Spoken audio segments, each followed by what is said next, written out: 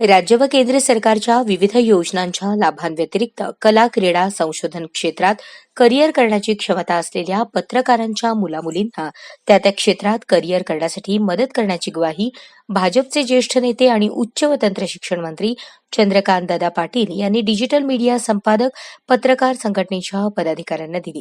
मुख्यमंत्री देवेंद्र फडणवीस यांच्या नेतृत्वाखालील मंत्रिमंडळात मंत्री म्हणून कार्य करण्याची तिसऱ्यांदा संधी मिळाल्याबद्दल डिजिटल मीडिया संघटनेचे संस्थापक अध्यक्ष राजा माने यांच्या नेतृत्वाखालील पदाधिकाऱ्यांनी चंद्रकांत दादा पाटील यांच्या कोथरूड येथील निवासस्थानी त्यांचा सत्कार करून शुभेच्छा दिल्या.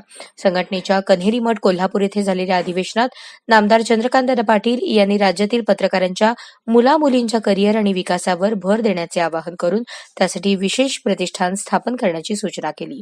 त्यानुसार राजा माने यांच्या अध्यक्षतेखाली स्थापन झालेल्या प्रतिबिंब प्रतिष्ठानला आणि विशेषतः पत्रकारांच्या मुलांच्या करिअरसाठी भरीव मदत करण्याची ग्वाही चंद्रकांत दादांनी दिली. यावेळी त्यांना श्री विठ्ठल रुक्मिणीची मूर्ती भेट देण्यात आली.